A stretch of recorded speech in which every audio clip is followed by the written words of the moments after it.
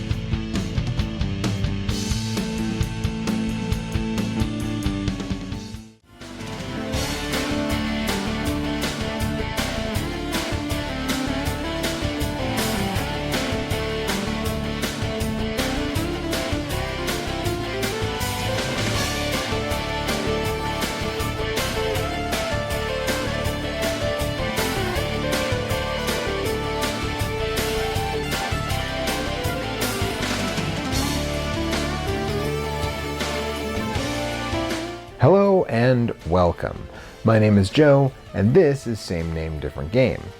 A new Spider-Man movie hit theaters this month, so I figured what better time than now to take on some Spider-Man games.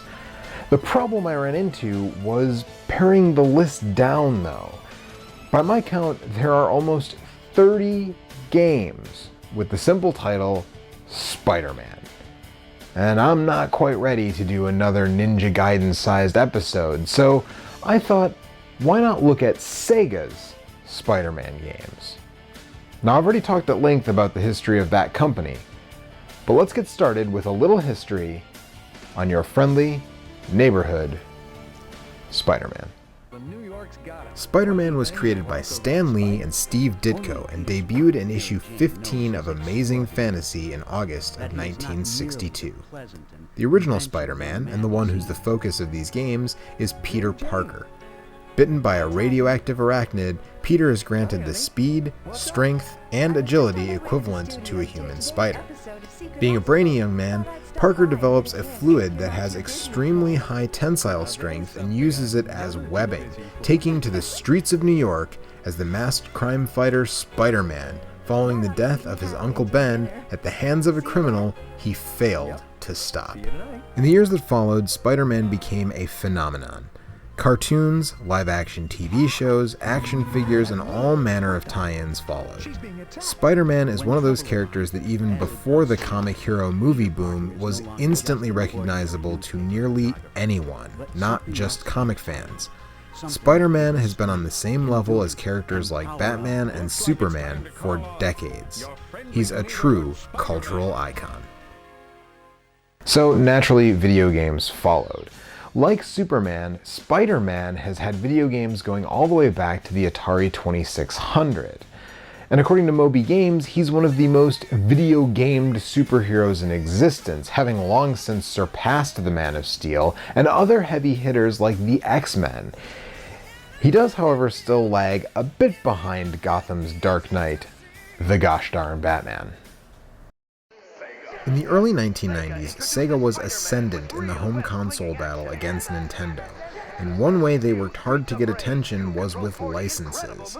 From sports stars and coaches like Joe Montana and Tommy Lasorda, to hot film properties like Dick Tracy, to even Michael Jackson, Sega wanted recognizable folks adorning their games. And the first superhero they grabbed for this purpose was the web slinger himself, Spider-Man.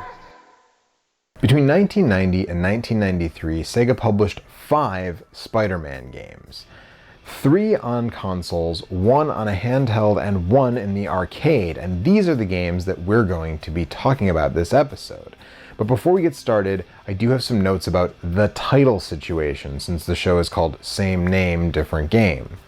The name of the arcade game is just Spider-Man, or Spider-Man the video game if you want to get technical about it, but for my part I always leave out that subtitle no matter what game it's attached to because it's kinda dumb. Whether it's Ghostbusters, Batman, or Spider-Man, forget about the video game. Now, the Genesis version and the Game Gear and Master System versions all just say Spider-Man on the box and the label, But when you actually start the game, the title screen says Spider-Man vs. the Kingpin. The SEGA CD version says The Amazing Spider-Man vs. the Kingpin on the manual, but when you start the game, it just says Spider-Man vs. the Kingpin. So you can see that there's some crossover between all 5 of these games, even if the titles are a little weird. Also, there is another Spider-Man game on the Genesis, but this one was published by Acclaim, and there's another version of it on the Super Nintendo, so we're saving this one for another day, since it wasn't published by Sega. Alright, with all of that out of the way, let's get started with Spider-Man for the Sega Genesis. Developed by American studio Technopop and produced for Sega by Echo the Dolphin creator Ed Annunziata, the story here is the same as all of these versus the Kingpin games. The Kingpin has set a bomb in New York that will destroy the city and blamed Spider-Man for it. Spider-Man has 24 hours to find and disarm the bomb. After defeating the first boss, Dr. Octopus, he finds out that several keys are needed to stop it, and that Kingpin has given them to supervillains all around the city. To take on the bad guys and get the keys, Spider-Man can climb walls, swing from his web, punch, kick, shoot webbing at bad guys, and more, using separate buttons for attack, jump, and web. But since web fluid costs money, this game implements an interesting system using Peter Parker's day job. One of your items is a camera, and you can use it to snap pictures around the stages. Pictures of supervillains are worth a lot of money, and the money you earn from these photos gives you more web fluid, so make sure to grab a shot of the stage boss in every level. Overall, the game isn't bad, but it isn't exactly inspired. It's also pretty slow moving. The web swinging works really well, but everything else drags a bit for a Spidey title. And the enemies aren't exactly hard, but they take more hits than you'd think a common goon would take from a guy with the strength of a human spider. The boss battles also aren't exactly inspired. They basically come down to trading hits until you either win or don't. And speaking of when you don't, you do get infinite continues here at least. Well, kind of. The 24-hour time limit is real, but when you're KO'd, you lose time, so you have as many continues as you have time.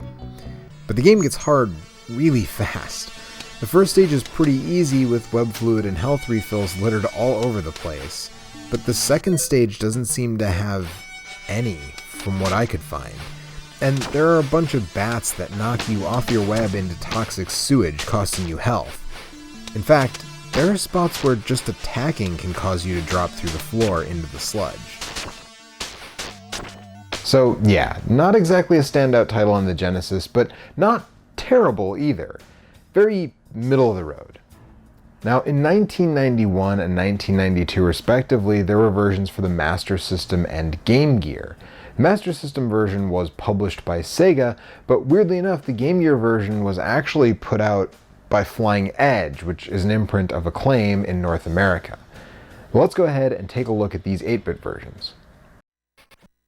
This is the Game Gear version we're looking at, released in 1992, but the games are essentially identical. They were done by Paul Hutchinson, an independent contractor for Sega of America, and the only difference between the two is the Master System version has a larger resolution, like Master of Darkness or Sonic 2. But it seems like they knew this was coming to the Game Gear because the sprites were appropriately sized, and they honestly seem a bit tiny on the Master System version. I don't know, maybe it was just a happy accident. Hard to say. This version follows the same story, but adds a cameo by Doctor Strange in the beginning. More importantly, the level structure has changed quite a bit.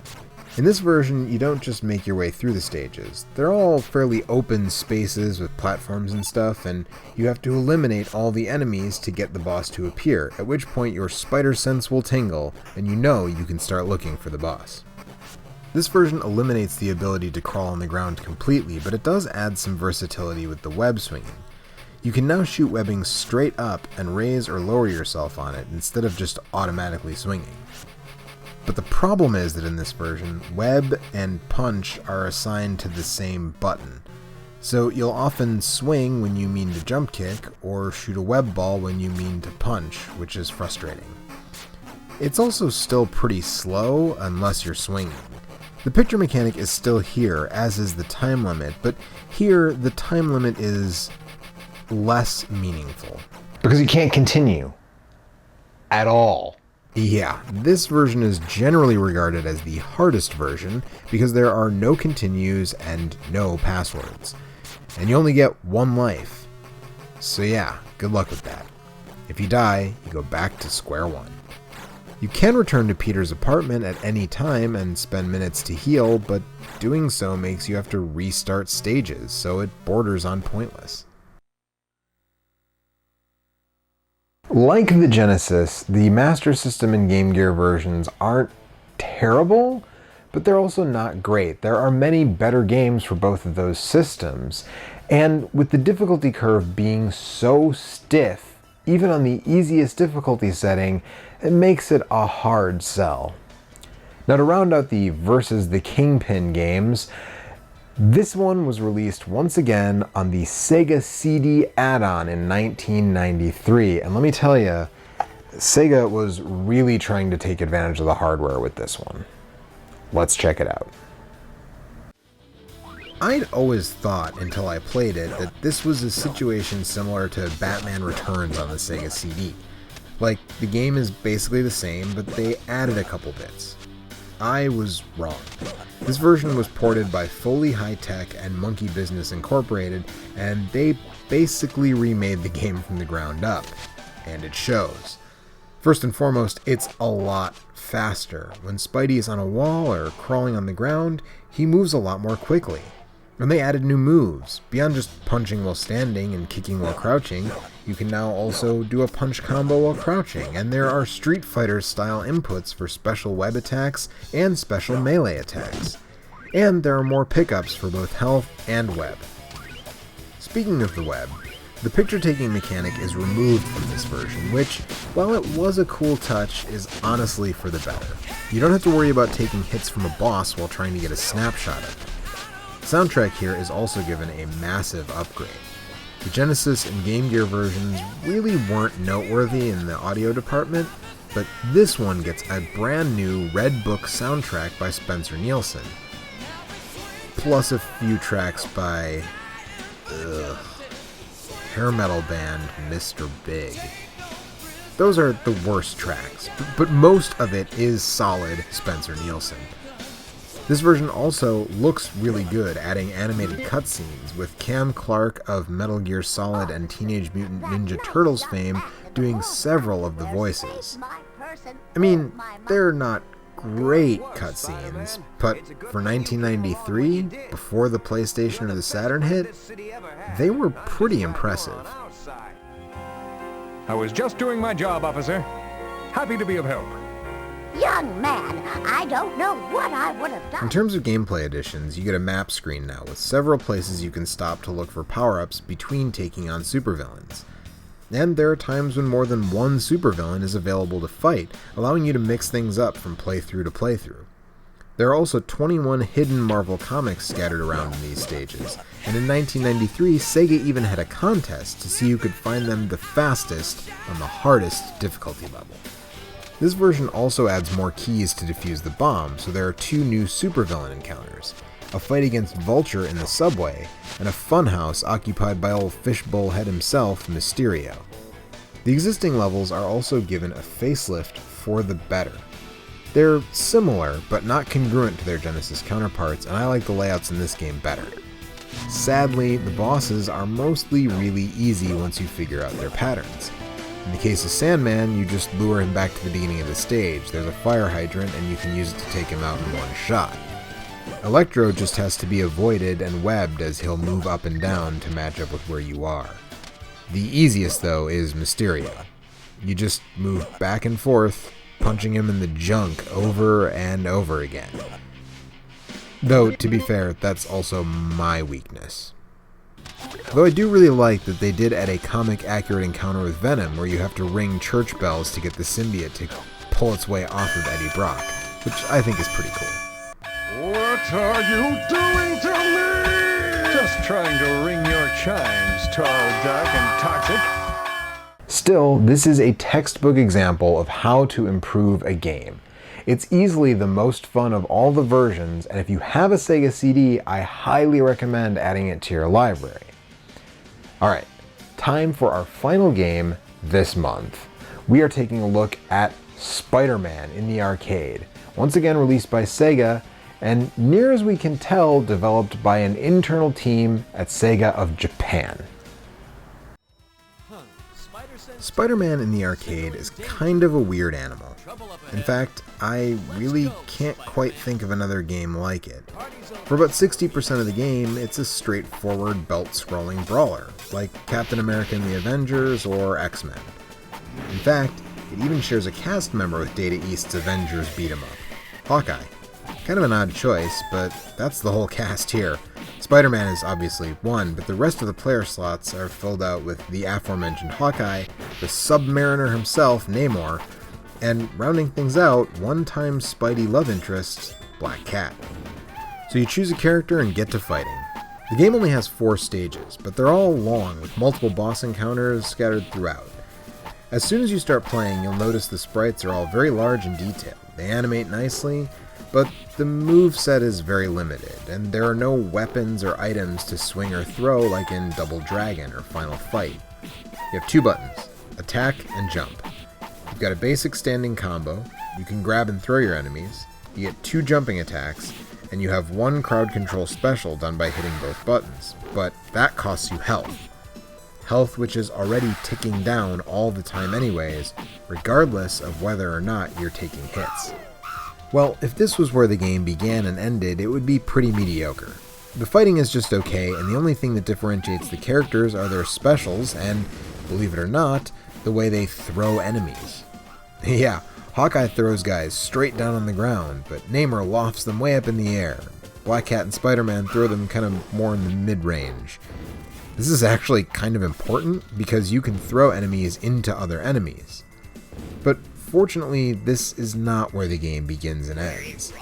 Like I said, I can't really think of any other games exactly like this because about 40% of the game is like a run-and-gun action platformer. The camera zooms way out and our heroes use their powers to dispatch enemies from a distance. This was super innovative at the time and is what the game is most well remembered for these days, even if Namor shooting lightning doesn't make any sense. And this mix of gameplay styles keeps things just interesting enough to make the game worth checking out in a sea of just okay beat-em-ups from the era. The Rogues Gallery is also a nice touch, including many of the same characters as the home games like Hobgoblin, Doc Ock, Venom, Kingpin, and more.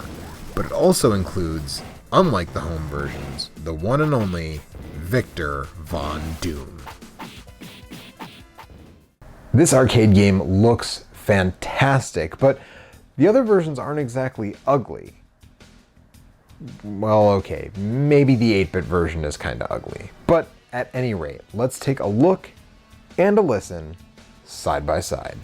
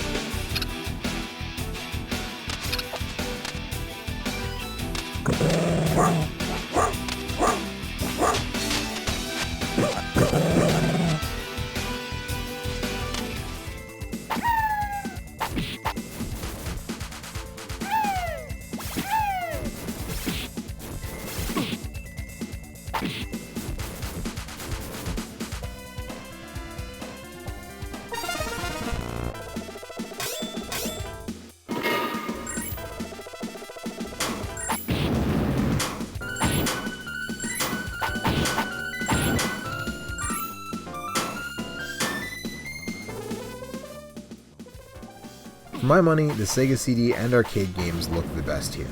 Colorful and invoking the source material, though the Genesis version doesn't look bad for the time and the system it was released on. The best audio here is hands down the Sega CD version, if you ask me.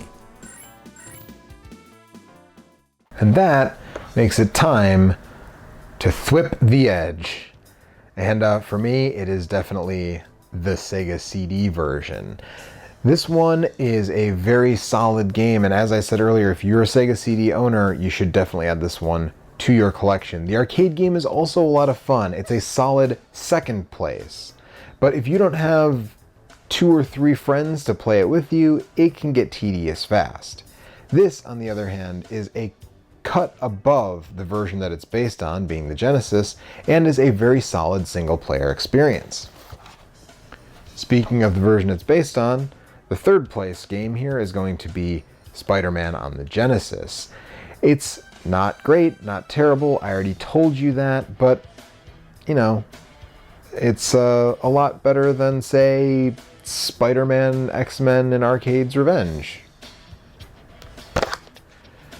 Speaking of games that are bad, the Game Gear Master System 8-bit versions. It's not even that the gameplay itself is bad. The gameplay is fine, but that difficulty curve is just too brutal. No continues, no extra lives. Who has time for that? So, yeah, I would probably avoid this one. Although if you do want to pick it up, get the Game Gear version. The Master System is a lot more expensive, but nobody collects for the Game Gear, so most games are fairly cheap. And that does it. Thank you so much for joining me, and make sure to come back next month because we will be starting a multi-episode celebration for the 30th birthday of a certain super robot. See you then.